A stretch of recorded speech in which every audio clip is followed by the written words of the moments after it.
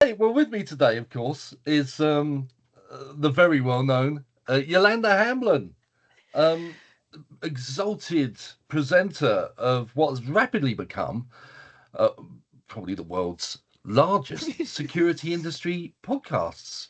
Very notable in the fact it's about to celebrate, or it has just celebrated the 1,000. Sorry, not the 1,000th. How long have you been doing this? The You 100th episode. It was the 100th, wasn't it, Yolanda? you did make me laugh when you did your celebratory video for me because you almost went true to character then. For those that haven't seen it, I definitely recommend you see Rollo's little Mickey take. I asked a number of people who've been involved with the whole security circle in the last 100 episodes. I asked them to send me a little video, and I gave everybody, Rollo, the same instructions, right? And you wouldn't believe the variety that I got back. It was hilarious. Yours, I had people coming to me saying, "Oh my God, I had no idea we had so many comedians in security." Yeah, we do, don't we? I think we're all stuck in offices doing what is generally considered quite routine or dull stuff most of the time, and given the opportunity to do something silly and a bit off the wall, it's everybody leaps at the chance. So yes, don't look at the 60-second skit that Yolanda's talking about. Especially if you're someone in the Security Industry Authority that I may or may not have just recently applied to be a non-executive director of. I'm doomed, really, aren't I?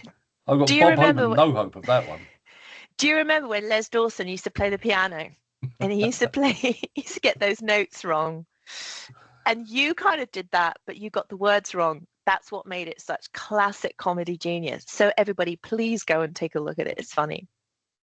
Well, you are too kind, of course, Yolanda. But there's far more to the presenter of the Security Circle podcast than the person we see interviewing the great and the good every week online. You're a cybersecurity expert now, of course, but you've done a lot more. Former police detective, but what I love, superstar DJ, jet-setting superstar DJ. What kind of what kind of crazy career path is that? Yeah, it makes a lot of people ask me questions like, how did you get here? But I was 17 years old, I was in college, and I opted to do a media diploma. Quite simply, this media diploma, we studied movies, film directing, magazine production, and also radio. We had a student radio that happened to be being set up that year. I'm not going to tell you the year because that's going to definitely age me. But lots of us in that course had the privilege of setting up this radio station. Then that evolved to sort of hospital radio. That's where we could go and get more experience. And then oddly, my next door neighbor owned a bar in Northampton. It was a very well-known bar, and he was progressive. And when I told him I was in college and I was DJing on the hospital radio and DJing on the student radio, he said, "I'm looking for a female DJ. Do you want to come down, try out the kit?" And for like £20 a night, I landed myself a job just like that. Look, it was a bit embarrassing to begin with. I was very nervous. And the problem I had was when I talked in the mic, I kept talking like that, same voice all the time. But Oh, I blimey. did I did actually master the art and become quite good. I was working with vinyl. Again, it dates me. I wasn't really turned on to the whole digital mixing, digital evolution. My DJing took me abroad. I worked in some of the largest nightclubs in the UK. And my last gig was, it gave me the opportunity to live and work in Barbados. So I was working in a wonderful, imagine this, tropical beach with nothing above but the stars at night time. It's like a cafe come restaurant during the day, and all the lights came on at night. We were on the beach. It was undercover with lovely terraces and flowers growing on them, and a DJ in the middle of a great big dance floor. And that's where I spent most of night 2000 and 2001. So let's get this correct. You decided to move from that into the security industry. You are chicken oriental. What? Well, look, it made sense because I was reaching my sort of mid to late 20s, and I knew I wasn't going to be a DJ for the rest of my life. It was a good excuse genuinely to bum around. And I didn't own any assets in Barbados. I had a house here in the UK. So there was this calling to come back and sort of grow up a little bit and settle down, or at least, get a little bit more financially responsible. And then 9/11 happened. And 9/11 happened literally just after I'd returned home. And I don't know if you remember, Rollo, but when 9/11 happened, we had these mobile phones. Many of us had only just had our phones for a very short period of time, 2001. And I only had 10 numbers in my phone, in my directory. One was the bank. The other one was the dentist. I think I must have had something else, perfunctory. But I had about 3 or 4 friends, and I texted them all at 2 o'clock in the afternoon UK time and said, "You guys, you need to watch the news now. The shit is going down." And of course, we all know what happened. And the messages coming back were like, "Yeah, we're in the canteen. We're watching it on the main TV," which again dates us, Rollo. To have one TV in a canteen, everyone's gathering around. But yeah, that's what happened. And I just realized I had to do something a little bit more structured and professional with my life. And I felt immensely patriotic. And it was seeing the firemen go into a building with passion and purpose, and knowing with hindsight they were all going to die. There's something about that really triggered me. And I thought, I need a proper career. I'm smart, I'm not using my brain. And so I applied to join the police just like that. Well, what a really wonderful thing to do. And you're right. The shots of the fire men going into the towers, knowing that they weren't coming back, the bravery, the selflessness, and as with the same with the police, always rushing towards danger rather than away from it, yet still getting so much unwarranted criticism from the ignorant. So. You flipped from your Barbados paradise DJing to the police. Well, what service? Which constabulary did you join, Yolanda? If you don't mind me asking. I joined a really rural force, Northants, and to be honest, with hindsight, I wished I'd joined a bigger force. I was quite lured by Northants because it had a helicopter, which was quite swishy at the time. And it was, within a 20-mile driving distance from my home. And I thought, great, that's a good enough distance to be away and close at the same time, and not necessarily be living with it on my doorstep, i.e. I didn't want to go to Asda and Milton Keynes and bump into everybody that I had put inside. Yeah, which does happen, and I'm saying that bandits and ex-bandits also go to other supermarkets, but there was just this particular story I remember of someone telling me that he put somebody in prison. I mean, we say that very loosely. That individual put themselves in prison. But afterwards, he bumped into the police officer who'd arrested him in Asda. And he basically said, "Listen, dude, you don't know if you remember me." And the police officer said, "Yeah, I remember you." He said, "Listen, it was the best thing that could have happened to me. I sorted my life out. I appreciate that you were very professional with me. You were very kind, da da da da da." So that's why I always refer to the Asda one as an example. But yeah, it's not an easy job, is it, Rollo? You know that firsthand. No, it's not really. I was on a bus on my way into work one morning as well, and I had a guy say, "PC Davies, you got me banged up for 6 months," from the back of the bus. So I've stood up and I've turned around and looked at him. I thought, I don't know how this is going to go. So I went, yes, you are factually correct. And he just went, "Good morning," and sat down again. So yeah, meeting people you've put away outside of work is absolutely horrendous. But how did you transition from the police? Yet again, another big leap from the police into the security bits and pieces you're doing at the moment.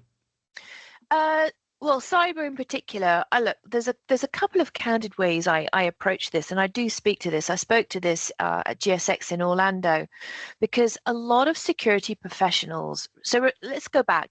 I left the police and went straight into a sort of physical security role as a security officer. And Right. in my naivety and not recognizing my transitional value, I put myself in a security officer role in a shopping mall in Milton Keynes, paying £7.2 an hour. And even my colleagues were like, why are you doing this? You know, you like a couple of months ago, you were banging up pedophiles. Now you can't even put a hand on anybody. You'll be accused of assaulting somebody. So I said, look, I believe this is a means to an end, really. And I thought it was the only way that I could get credibility in what I knew was an intensely male-dominated environment where people wouldn't necessarily see me as credible. So I thought, go in and do that. Start at that level. What's the worst that can happen? And then literally within 3 months, I had a mobile role in a car, was going around doing site visits. And then, 9 months away from that, I was a site manager, and I remained site manager for one site. Then I had another job where I was a site manager for 3. Then I had an account manager role. Believe it or not, I put myself, I wasn't always treated very well, to be honest with you. Sometimes my approaches didn't really go down very well. And I was having this conversation very recently where, the site manager's job is to go around, obviously do welfare checks and make sure that everything is being conducted. But every time I went out on night patrol, I'd find officers asleep. And my employer at the time, who shall quite rightly remain nameless, in fact, they don't exist anymore, which would make a lot of sense. They literally said to me, Yoyo, can you stop finding security officers asleep? And I'm like, well, what the clients are paying. The clients are paying for a service, and I've got this guy. He's not just nodded off in reception. He's under the desk, lying down on a blanket, curled up in a ball with his shoes off. I said, there's a huge difference between, and we've all seen it. And they literally said, look, we're not going to be able to replace this guy if we have to put him through the gross misconduct process. So can you turn a blind eye? And so some people might say, yeah, I get it. There's a business case to have that view. It didn't sit really very well with me. But then I think part of the reason where I always had conflict in the physical security space in this guarding world is because my standards were always higher. And I used to have people, mock me because I was always the highest performer, or because I was always likely to do something first. And I had a boss once. Somebody who I looked up to a lot, and he used to use my success to beat the rest of the team up. And he used to say things. Yeah, he said, "Can you not be as good as Yo-Yo is? And if Yo-Yo can do it, you can do it." All those things came out. So you can imagine. I can see your responses. They weren't really very excited to have me on their team. So, how to drive a wedge and destroy a team. Superb job. Yeah. So no matter what job I moved to, no matter what, how awkward it was where I was working, I just onwards, upwards every single time. Every time I moved, I got a 5K pay rise. I was quite ingenious around doing that and establishing my worth with other businesses. But then I realized I'm not really perhaps a good fit for this world. I'm not. It's not going to change. It's not going to respect me. It's not going to value what I'm putting into it. And I knew I was quite smart, but I was never maths smart, Rollo. You know what I mean? Yeah. I still have to count on my fingers. Yeah. And a lot of that's because I don't trust my judgment, even though with maths, even though usually I'm right. So I started to do a lot of self-development, and it started with Mike, actually. When I joined ASIS, it's a pivotal moment, this, because I realized, and I say this to all young security professionals, go and join ASIS or IFPO. You will be around other security professionals that are as batshit crazy about security as you are, and you'll feel a part of a pack. And there's several mics in the security, as you know. This wasn't the Mike Hurst. This is another Mike. Oh. And we had a kind of mentor-mentee relationship for a while. And I was at a crossroads. I was working on a site for very, very, very good business at Accenture. loved working for them. I learned a lot of professionalism working with them. And then I realized that was very much in alignment with what I wanted to do, be with professional organizations. I didn't want to be driving a car in the middle of the UK, 10:30 at night, trying to find a security officer who isn't on his post, and going to sites where we've all been there. There's no paperwork anywhere. There's no risk assessment anywhere. You know, that sort of thing. The guy sitting in his car because he hasn't even got an office. I used to manage a team once that didn't even get their own pens. They didn't even have their own chairs. So I get the depravity at the rough end of this business. But I'd given enough to it, and I'd had enough sort of knife wounds in the back and in the front, and, metaphorically, of course. Although working in Enfield was fun. And then it was Mike who was mentoring me that said, use FutureLearn. And I say this to everybody, FutureLearn still exists. It's a government-funded project from quite a few years ago where the universities provide these kind of bite-sized courses, introductory teaser courses for all subjects. So you can do a degree and pay a lot of money, or you can do these bite-sized courses. So I started doing things like Cyber Essentials. And I thought, well, this is all right. I get it. I don't particularly want to be a programmer. I am not going to be a developer. I don't want to learn Python. But I really love this whole idea about protecting data. And literally my transition into cyber began there. Well, mighty impressive. I've always been a bit scared about cybersecurity. It's something that I wish I'd have got into at the start of my security career when I left the police, because I wouldn't be scraping around for coins to put money, put bread on the table and a roof over my head like I am now, arguably. But no, it's definitely the growth area. Every time you look at a recruitment website and you punch in security manager, it will throw up 25 pages of cybersecurity jobs, and there'll be a couple of physical security jobs mixed in there somewhere if you look hard enough. So you're definitely in the growth area of the industry. But you touched on you joined ASIS. Sorry. Yes. No, that's equally frustrating for cybersecurity recruitment as well, because they put in things like security operations manager, and they'll get up physical security ops instead of cyber SecOps. And so it's mutual. They need to have distinctively different titles. Agreed, both sides. Yeah, absolutely. I mean, it's there are many times I've looked through a job description as well. There's a security manager or security operations center. I didn't realize that operations center is now synonymous with cybersecurity monitoring, basically. So I'd look at these things, think, it's based in a control room somewhere, looking at monitors, and I'd read through 4.5 pages of the job description, and maybe I'd just start to get a glimmer of a hint that it is not a physical security job on page 7. Yeah, Drives me absolutely crackers. So yeah, I think there's definitely work to be done to differentiate the roles, because it is a headache for anyone that needs a job anywhere. But you touched on, you joined ASIS, the ASIS. Now they were they started in America, didn't they? Yeah, they did. And then they realized that, there was a global opportunity. I don't know so much. I've read some history about them before. I think if you Wikipedia ASIS, it started off as the American something, something, something. But, I got a cough. Hang on. I'm back. Yeah, I think for where I was in my journey in security, I loved networking with, and it isn't just the red wine, Wallow. I loved networking with these amazing peers who were older and a lot more experienced than me.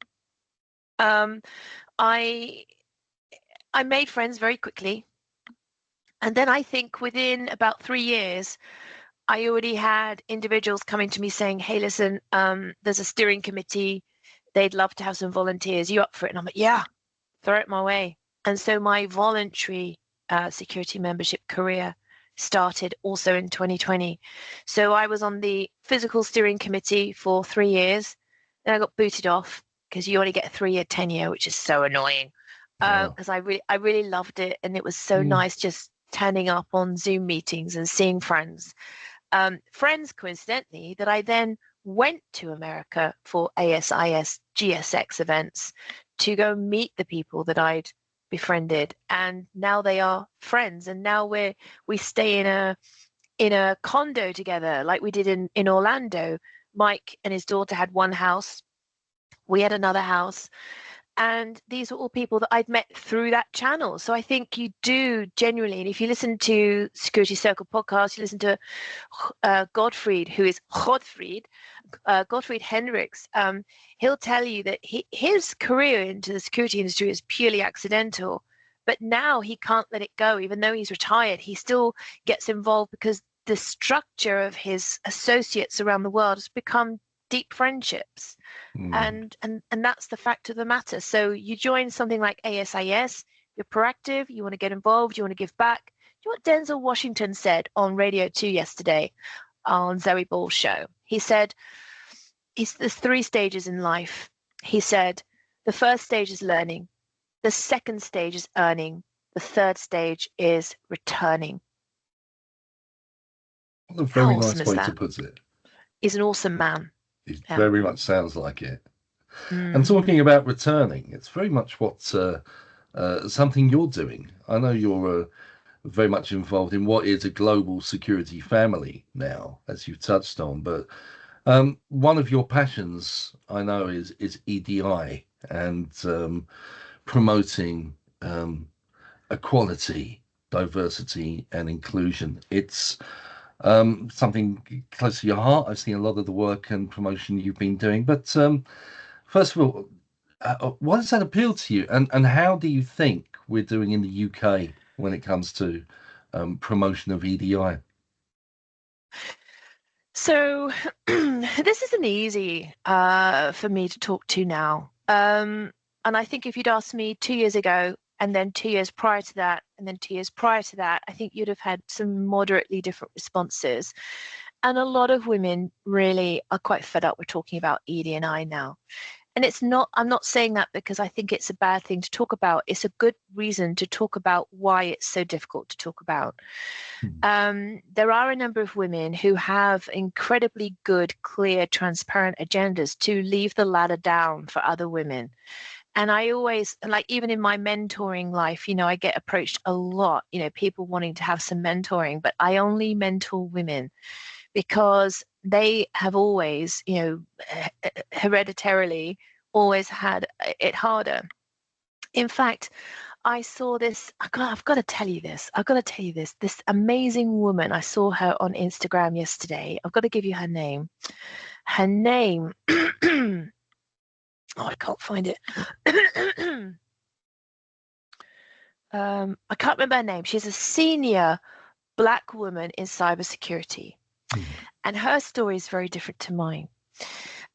She basically was put in a position where she needed to recruit some more people. And she found a Black woman. It was just so wonderful the way she said this. She said, I hired this Black woman, and then I hired another Black woman, and then I hired another Black woman. And she was doing this whole, like, you know, sometimes if she ran out of Black women, she'd reach her friends, do you need a job like this? And she was like, she wanted to address the diversity quota in cyber.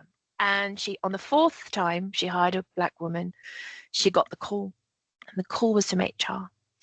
And they basically said, is there anything wrong with the candidates we're sending you? And she replied indignantly, no. And they were like, well, because we can't help but notice you are, you know, hiring from a very specific diversity background. And she went, yes, I am. But it was just really good.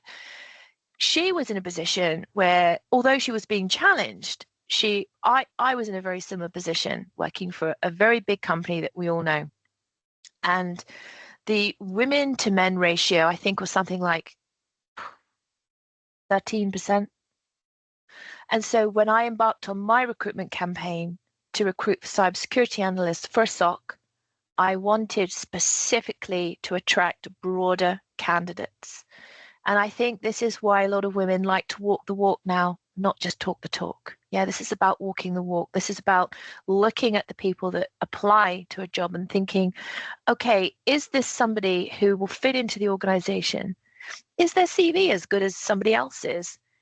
What's their potential? And so you're looking at the rounded person. And I always maintain this when I'm dealing with recruitment advisors myself.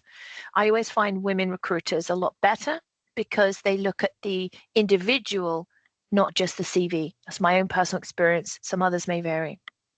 But I raised the women to men ratio from 13% to, I think, 33%.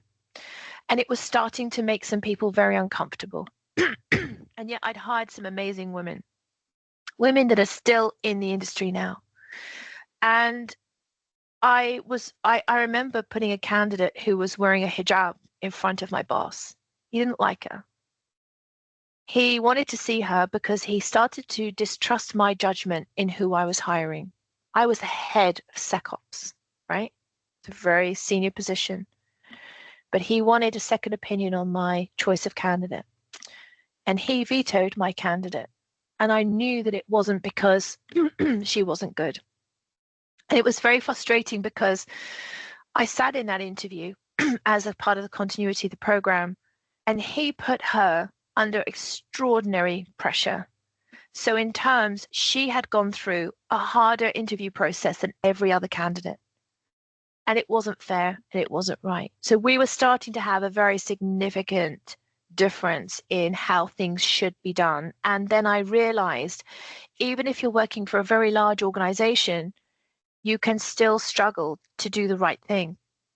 And I would have loved to have hired her. But I think due to his background, her clear and visible marginalized background, he couldn't see how she could offer our business some great things. So when it comes down to, EDI, most marginalized individuals understand their challenges. I surround myself with great people. I'm a huge, huge follower and fan of Lee Chambers, who is he calls himself on LinkedIn. He's got like 40,000 followers. He calls himself, the Black Autistic guy. He's also a male allyship champion. But there's a huge proportion of men, Rollo, who aren't really open to hearing these conversations. There's a huge proportion of men who really appreciate the value that women offer, both in the workplace, to families, and to being parents and human beings. But that proportion of men who don't want to know is fairly obstructive. And the recent elections in America, and the far right-wing extremism and values that are attached to that, making the whole motion quite a challenge at the moment. So you'll find probably a lot of women doing things in the background. One thing that did upset a lot of women in the cybersecurity world was a company called Palo Alto. They are a significant vendor to the cybersecurity industry. And at an exhibition where they were the major sponsor, they hired models to wear lampshades over their heads. And I spoke to a number of different women in cyber, and I just said, I think they're missing the freaking point here. We're all buyers. Do you think next time I'm in an RFP that I'm going to sit there and ignore my negative bias of that business because of what they did to subjugate women? No, I'm not going to ignore that bias. But they've forgotten we're going to be forming part of a significant purchasing power going forward. So there's an idea about sort of a high-level overview of the politics and the sentiment behind it. It is horrendous. And how very 1970s at Palo Alto. Very, very well done on that one. Take your gun, load it, shoot yourself straight in the foot. But in the UK, I've noticed that the SA have been talking about licensed security officer numbers, and the fact that the female licensed security officers has surged from 10 to 12.5%. That's a surge. It's a landslide, Yolanda. There's clearly a lot of work to be done in the UK, and I know that people like yourselves are spearheading this, but As a guy, I'm gonna have my unconscious biases about this. There's a lot about myself that I won't even know, to be quite honest. And I think the security industry, it's been so male orientated for such a long time. I think there's a lot of men in leadership positions in the security industry that are probably looking at each other thinking, well, this is something we need to address. We do need more women in UK security, but they've been doing the same thing for so long. They've got no idea how to do it. Can you? Well, if you took over from Michelle Russell as CEO of the SIA today, can you think of any initiatives or ideas that will encourage women into our industry? Well, why aren't women applying to be security officers? Surely it's a great and career that has a lot of opportunity. Well, first of all, kudos and hello to Michelle Russell, who is a dear member of my network. She and I have worked together. I definitely think she's doing great things for I'm the not having a SIA. pop at Michelle. She I is know, a I know, I know. superb person. No, no. I just wanted to recognize that she's doing an amazing job, and any big change for a big organization like that does take time. Um, I I I think the same issues that we have now are still the same issues that we had 10 years ago. And in the fact that, I had a male colleague ask me yesterday for my advice around a female security officer who came to work unprepared without sanitary products. And there was a bit of a commotion around, how to support her in that way. And I just said, look, part of me shakes my head and I'm like, if men had a menstrual cycle, they'd all be having an extra 2 days off a month, right? We know that. Um, but I think I'm fed up with this struggle of something that is inflicted on us, not something that's by choice even, that can sometimes have a massive impact on whether a woman at work of a certain age can have a great day at work or not, or whether she's just not going to feel herself, or whether she's going to wish she had a better job so she could stay at home and say, do you know what, I want a work from home day. So I think I don't want the security industry front line to just be this net, to coin a fishing term, that only captures what's left and is too slow to swim away. And sometimes what I see is fast describing that. So, and I get it, there's beautifully wonderful professional elements of our front line that are not worthy of any criticism. But we all know that there's that bottom feeder line where anyone breathing can wear a uniform and stand there, and then everyone's getting paid. Yeah, there's a huge element there that we need to put right. And I know that the SIA is focused on that. And I have it's a bit of a scoop really, but I have a podcast recording soon with somebody quite senior in the SIA. And we're going to be talking specifically to what they are doing on their front line to support the industry. And it's going to be really nice to hear from them directly. So yeah, Security Circle podcast, always there, giving you the information you need when you need it.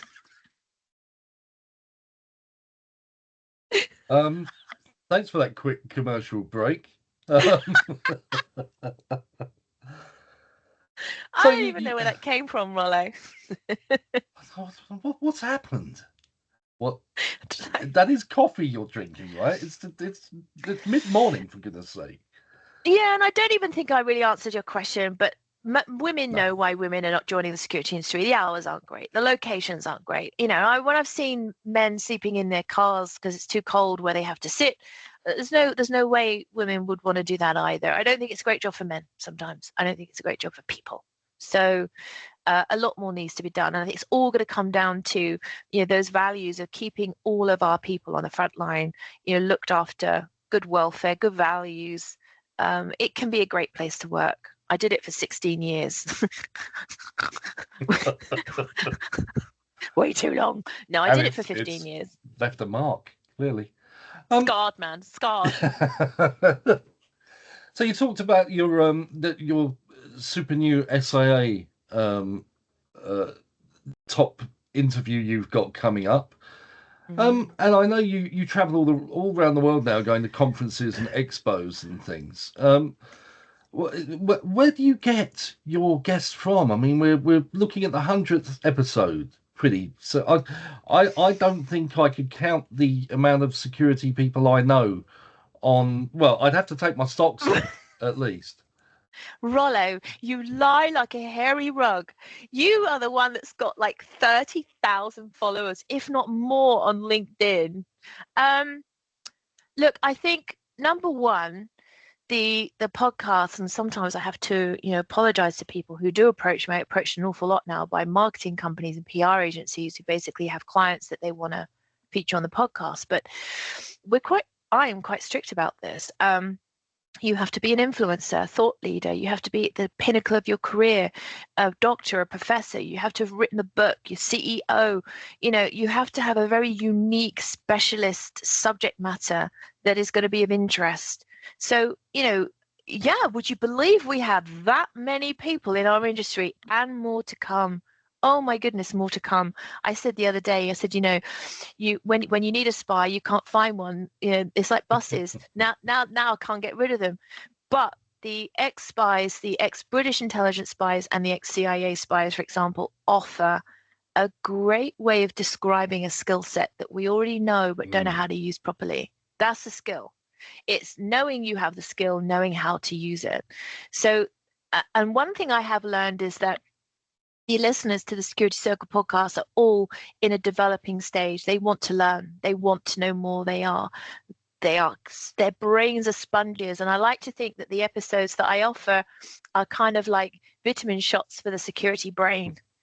You get that when you have people like Mike Gitz and Dr. Gavril Schneider, and they are vitamin shots for the brain. Adrian Bosch, and another one who is our guest for the 100th episode, had maintained for 100 weeks in the top 3 of the most downloaded podcasts. Who would have thought? Even he doesn't understand why, and he says it's not his grandma, but I think it could be his grandma.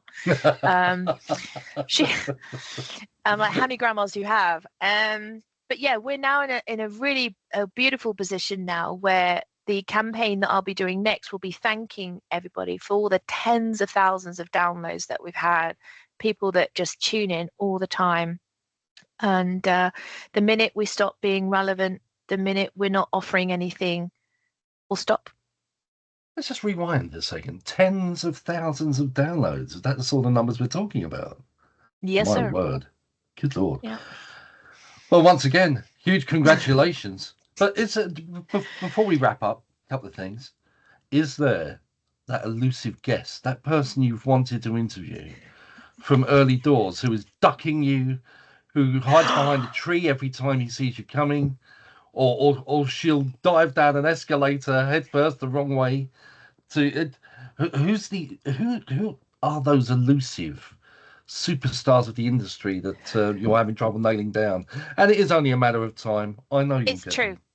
There are 2 names. There's 2 names, and I reached out to both of these people, and I'll tell you who they are. And they have said no, but they've said no.